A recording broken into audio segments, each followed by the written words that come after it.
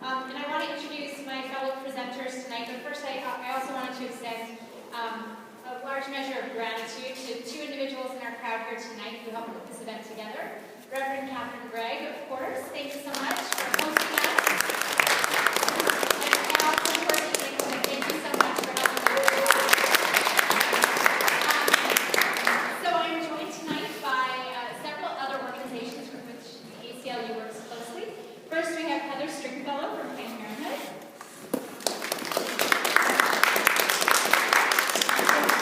Dan Donnelly with the League of Women Voters.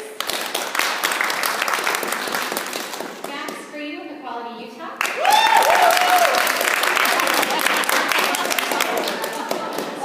And Marianne Martindale with the Alliance for Better Utah. So, before we dive right into this, I just wanted to say quickly that I really appreciate very much working with all of these folks up at the Capitol. Over the past couple of years, we've started to sort of group together as progressive organizations and meet on a regular basis for lunch, and at other times at the Capitol to share, what's going on at the Capitol, what bills we're all following, what strategies we may have that we share when we are working on bills collectively. And it's just nice to have a table that can sort of balance out the presence of the Eagle Forum on the opposite side of the cafeteria. So I really appreciate working with all of you, and I'm so excited to do this training with you all tonight here in St. George. And I think this will be the start of Citizen Lobby Roadshow that will probably take around lots of parts of the state so that even people who aren't located in Salt Lake City right near the Capitol understand that they too can be involved in this process and understand how they can have their voice heard by legislators on issues that they care about. So without further ado, I'm going to hand it over to Jen to start us off. Thank you so much, and I'm really grateful to be coming down to St. George. The League of Women Voters is a statewide organization, but we're a little lacking in membership down in St. George, so I'm just going to put in a little plug. League of Women Voters definitely educates the population. If anybody would like to be a member, please see me after this. Anyway, we're going to talk about how a bill becomes a law, because that's what the League is all about, is educating people. Can anybody sing the Saturday morning cartoon? I'm just a bit. If you ever look it up on YouTube, it's perfect. It explains the process perfectly. Okay, so we start by a legislator gets an email or a letter from a citizen, or they run into them in the grocery store, and they say, school buses should have to stop for 2 seconds at a railway crossing, and they should have to open their door. And they shouldn't do this just by policy, they should be required to do this by state code. So the legislator goes back and looks at the code, says, yeah, it doesn't exist in code. Yeah, I think I'll do that. He's going to go to the legislative analyst, and he's going to ask them to draft a bill for that. That bill will then go ahead and go to committee. Well, actually, let's talk about it if we're in session. Because if we're out of session, which we are right now, it might hit a committee. But let's talk about in session. So first, it'll be read on, let's say it's a House member, it'll be read on the House floor the first time. And all that is a formality to read the bill in, and then it is immediately signed to the Rules Committee.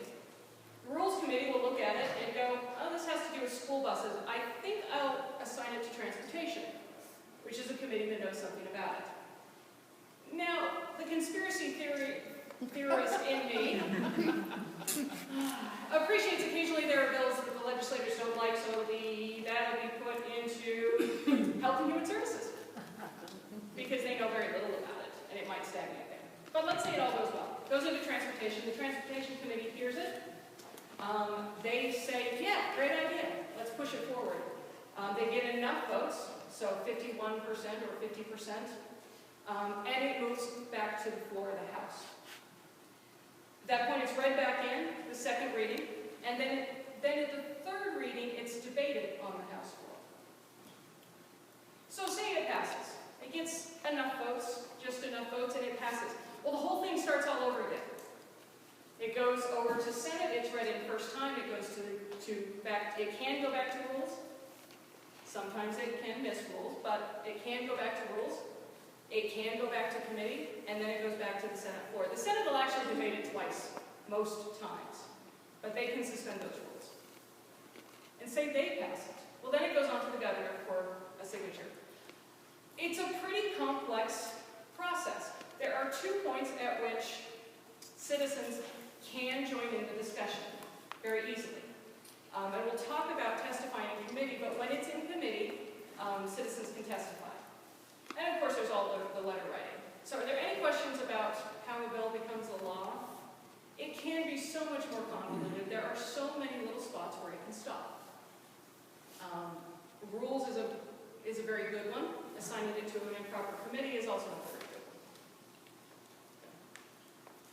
Question. Oh, sorry. Do they literally read the entire bill? On the floor? Loud? No, they only read the title and the sponsor. That would be a good way to use up all 45 days.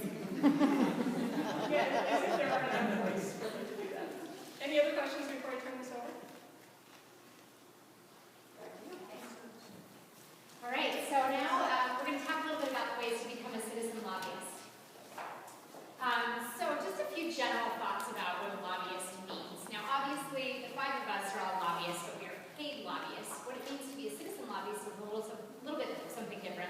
Most notably because most of you will not be getting paid to lobby legislators, which I actually think is a real bonus. This isn't necessarily reflected up here, but in my personal experience, sometimes legislators may feel that a lobbyist for a particular organization really has an agenda. So if you're a citizen lobbyist, just a member or a constituent, sometimes your voice is actually heard even louder than an organization. So lobbying is the practice of convincing a legislator or legislators to support or oppose a bill or an issue. And interestingly, the etymology of this word comes from the idea that the lobbyists used to sort of stand in the lobby outside of the floor where the bills were being debated, and that's actually true today as well. If you make your way up to the Capitol during the legislative session, you'll see sort of this swarm of people outside the doors to go to the House and the Senate, and those are all the lobbyists waiting for legislators to peek outside, and the lobbyists sort of jump on them, and grab them, and try and pull them aside and tell them, what their point of view is or why they should vote for or vote against a particular piece of legislation. It's cut off a little bit here. I think it's advocates, educates, and persuades, maybe. But those are some of the things that, as a citizen lobbyist, you would want to do. The legislature meets for 45 days, beginning on the 4th Monday in January. The rest of the year, which is the period of time we're in right now, the legislature meets in interim session. Just a few things I want to point out about this. A 45-day session is a really short session, and one of the shortest in our nation. And I think that can be actually sort of a positive thing. Other states, like California, for example, that have a full-time legislature, tend to get professional legislators in office, people that are there as their career.